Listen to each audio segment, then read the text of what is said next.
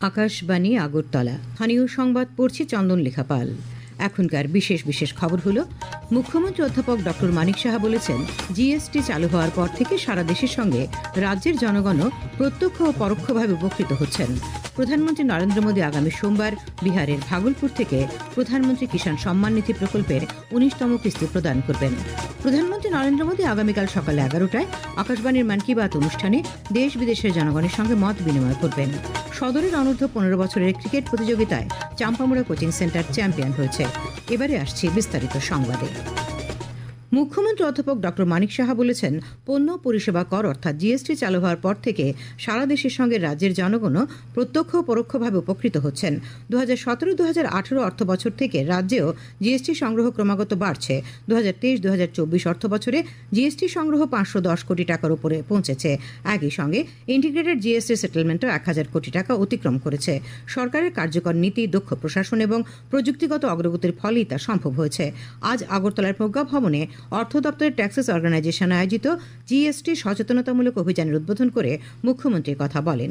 তিনি বলেন, রাজ্য সরকার রাজস্ব বৃদ্ধির পাশাপাশি কার্যকর ও ন্যায়সঙ্গত কর ব্যবস্থা নিশ্চিত করতে একাধিক উদ্যোগ নিয়েছে।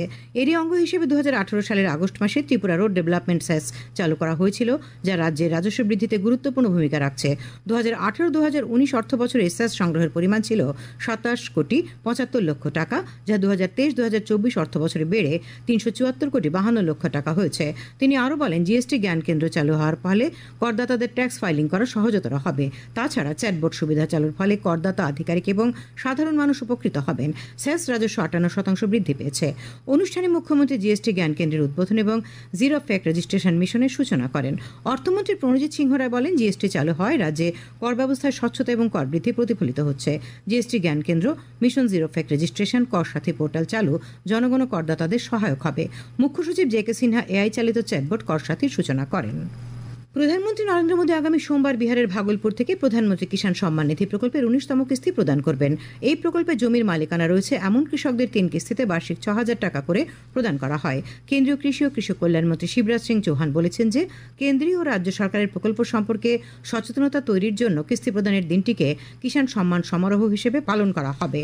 তিনি বলেন, সারা দেশে 9 কোটি 80 লক্ষেরও বেশি কৃষক সরাসরি সুবিধা হস্তান্তরের মাধ্যমে 22,000 কোটি টাকারও বেশি আর্থিক সহায়তা পাবেন।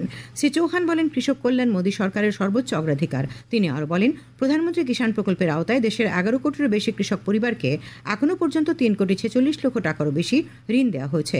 তিনি উল্লেখ করেন যে, সারা দেশের 731টি কৃষি বিজ্ঞান কেন্দ্র এই কর্মসূচির আয়োজন করা হবে। আগরতলার রবীন্দ্র শতবার্ষিকী ভবনে উড়ান আয়োজিত ত্রিপুরা সাহিত্য উৎসবের আজ দ্বিতীয় দিনের প্রথম পর্বে আলোচনা করেন অশোক চক্র বিজয়ী উইং কমান্ডার মহাকাশচারী রাকেশ শর্মা, বিশিষ্ট গীতিকার অঞ্জন দত্ত। দ্বিতীয় পর্বে সাহিত্য চর্চায় অংশ নেন শ্রীলঙ্কার বিশিষ্ট অনুবাদ সাহিত্যিক রেশমিকা মান্ডাওয়ালা, তেলেঙ্গানার বিশিষ্ট সাহিত্যিক ডি শ্রীনিবাসাচারিয়া, রাজ্যের বিশিষ্ট ককবরক সাহিত্যিক নরেশ দেববর্মা, ক্রাইরি মক চৌধুরী। তৃতীয় পর্বের আলোচনায় অংশ নেন আসামের বিশিষ্ট সাহিত্যিক অনুরাধা পূজারী, রাজ্যের বিশিষ্ট রবীন্দ্র গবেষক বিকট চৌধুরী, কলকাতার বিশিষ্ট সাহিত্যিক চন্দ্রিমা রায়। ভারত সরকারের আয়ুষ্মান ভারত প্রধানমন্ত্রী জন আরোগ্য যোজনায় 59 জেলায় 1,16,502 জন আয়ুষ্মান কার্ড পেয়েছেন। এর মধ্যে 17,878 জন বিনামূল্যে চিকিৎসার সুযোগ নিয়েছেন। এর জন্য ব্যয় হয়েছে 6,60,34,215 টাকা। কৈলাসহরের সুবিধাভোগী বিনয় দেব এই যোজনার সুবিধা পেয়ে খুশি। তিনি এজন্য ভারত সরকার ও প্রধানমন্ত্রীকে ধন্যবাদ জানিয়েছেন। আমি বিনয় দেব, আমার বাড়ি ঊনকোটি জেলার কৈলাসহরে। আমি একজন দরিদ্র পরিবারের ছেলে। আমরা দিন রোজগারের মাধ্যমে আমাদের সংসার চলে এবং প্রধানমন্ত্রীর জন আরোগ্য যোজনার অন্তর্গত স্বাস্থ্য বীমা কার্ডের একজন সুবিধাভোগী হিসাবে আমার মাকে আমি সরকারি হাসপাতালে অসুস্থ হওয়ার পর ভর্তি করাই এবং এই আয়ুষ্মান ভারত কার্ড থাকার কারণে সম্পূর্ণ বিনামূল্যে আমার মায়ের চিকিৎসা হয়। বর্তমানে আমার মা সুস্থ হয়েছেন এবং বাড়িতে আছেন।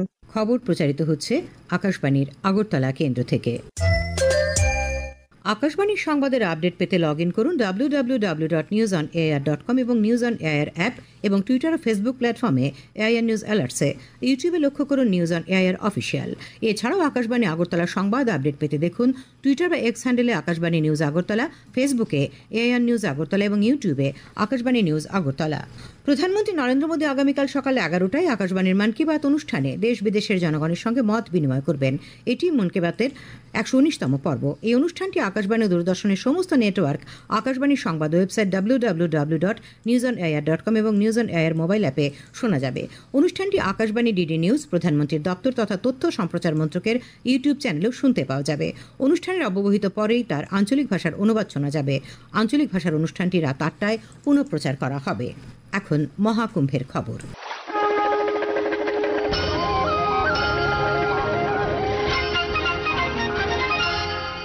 প্রয়াগরাজের মহাকুম্ভের আজ 41তম দিন। শুধুমাত্র আজই সকাল থেকে বেলা 12টা পর্যন্ত 71,18,000 ভক্ত পুণ্যস্নান করেছেন।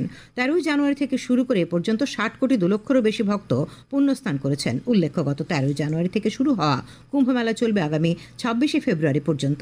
মহাকুম্ভে এই নিয়ে 3টি অমৃত স্নান সম্পন্ন হয়েছে। পরবর্তী পুণ্যস্নান হবে আগামী 26শে ফেব্রুয়ারি মহাশিবরাত্রির দিন।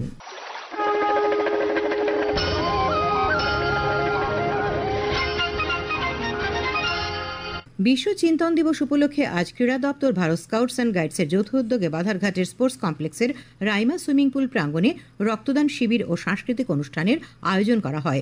উপস্থিত ছিলেন ক্রীড়া ও যুব বিষয়ক মন্ত্রী টিঙ্কু রায়, ক্রীড়া দপ্তরের সচিব প্রদীপ কুমার চক্রবর্তী প্রমুখ। মন্ত্রী শ্রী রায় বলেন, স্কাউটস অ্যান্ড গাইডস দীর্ঘ 36 বছর ধরে ক্রীড়া দপ্তরের সঙ্গে কাজ করছে। আজকের এই শিবিরে 40 জন স্বেচ্ছায় রক্তদান করেন। ঊনকোটি জেলার মেচারথলে নবীন ছড়াতে আজ এক অনুষ্ঠানে 650 জন মহিলার মধ্যে শাড়ি ও রিগনাই বিতরণ করা হয়। এডিসি সদস্য বিমলকান্তি চাকমা নির্বাচনী এলাকা উন্নয়ন তহবিল থেকে এগুলি বিতরণ করা হয়। তাছাড়া 2টি কীর্তনিয়া দল সহ 4টি টিমের হাতে বাদ্যযন্ত্র তুলে দেওয়া হয়। উপস্থিত ছিলেন কারামন্ত্রী শান্তনা চাকমা, বিএসসির চেয়ারম্যান সজল চাকমা, এডিসির জোনাল উন্নয়ন আধিকারিক দিলীপ কুমার ত্রিপুরা প্রমুখ। আগরতলা টাউন হলে আজ ত্রিপুরা জুডিশিয়াল এমপ্লয়িজ অ্যাসোসিয়েশনের 15দশ দ্বিবার্ষিক সম্মেলন অনুষ্ঠিত হয়েছে। উপস্থিত ছিলেন অ্যাডভোকেট জেনারেল শক্তিময় চক্রবর্তী, পশ্চিম জেলার জেলা ও দায়রা বিচারক শুভাশিস শর্মা রায়। স্বাগত বক্তব্য রাখেন অ্যাসোসিয়েশনের সাধারণ সম্পাদক দিলীপ বিশ্বাস। বিজেপির উদ্যোগে আজ ঊনকোটি জেলার মাছমারা টাউন হলে সভা অনুষ্ঠিত হয়। এখানে বক্তারা কেন্দ্র ও রাজ্য সরকারের গণমুখী কাজকর্ম সম্পর্কে আলোকপাত করেন। উপস্থিত ছিলেন বিজেপির প্রদেশ সাধারণ সম্পাদক তথা বিধায়ক ভগবান চন্দ্র দাস, এডিসি সদস্য স্বপ্না রানী দাস, জেলা পরিষদের সহসভাধিপতি সন্তোষ ধর প্রমুখ।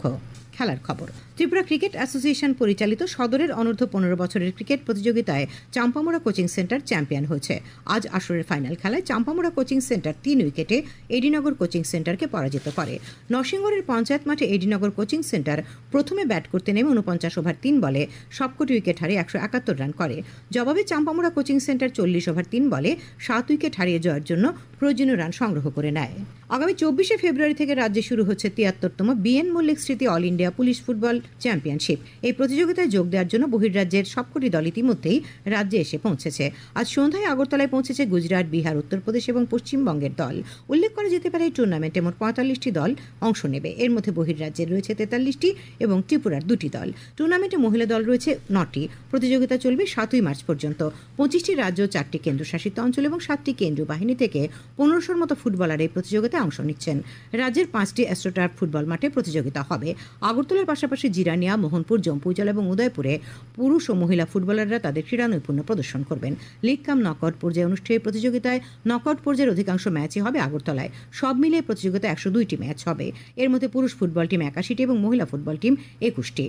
বেশ কয়েকটি ম্যাচ দিন রাতের আলোয় খেলা হবে। উদ্বোধনী ম্যাচে গতবারের চ্যাম্পিয়ন মিজোরাম উত্তরপ্রদেশের মুখোমুখি হবে। টিসিএ পরিচালিত মহিলাদের আমন্ত্রণমূলক সীমিত ওভারের সিনিয়র ক্রিকেট প্রতিযোগিতার সুপার 6-এর খেলা আজ থেকে শুরু হয়েছে। এতে প্রথম দিনে 2টি খেলা হয়। তালতলা মাঠে মৌচাকলা 5 উইকেটে এগিয়ে চলা সংখ্যক এবং নরসিংগড়ের পিটিএ মাঠে ব্লাডমাউথ ক্লাব 271 রানে আগরতলা কোচিং সেন্টারকে পরাজিত করে।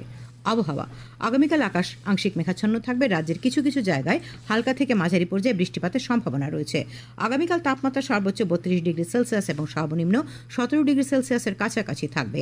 আজ দিনের সর্বোচ্চ তাপমাত্রা ছিল 30.5 ডিগ্রি সেলসিয়াস এবং সর্বনিম্ন 18 ডিগ্রি সেলসিয়াস। আগামী 24 ঘন্টায় রাজ্যের সব জেলায় বিক্ষিপ্তভাবে বজ্রবিদ্যুৎ সহ ঘন্টায় 30 থেকে 40 কিলোমিটার বেগে ঝোড়ো হাওয়া বয়ে যাওয়ার সতর্কবার্তাও রয়েছে। শেষ করার আগে খবরের বিশেষ অংশগুলি আরেকবার। মুখ্যমন্ত্রী অধ্যাপক ডক্টর মানিক সাহা বলেছেন, জিএসটি চালু হওয়ার পর থেকে সারা দেশের সঙ্গে রাজ্যের জনগণও প্রত্যক্ষ ও পরোক্ষভাবে উপকৃত হচ্ছেন। প্রধানমন্ত্রী নরেন্দ্র মোদী আগামী সোমবার বিহারের ভাগলপুর থেকে প্রধানমন্ত্রী কিষাণ সম্মান নিধি প্রকল্পের 19তম কিস্তি প্রদান করবেন। প্রধানমন্ত্রী আগামীকাল সকাল 11টায় আকাশবাণীর মন কি বাত অনুষ্ঠানে দেশ বিদেশের জনগণের সঙ্গে মত বিনিময় করবেন। সদরের অনূর্ধ্ব 15 বছরের ক্রিকেট প্রতিযোগিতায় চাম্পামুড়া কোচিং সেন্টার চ্যাম্পিয়ন হয়েছে। স্থানীয় সংবাদ আজকের মধ্যে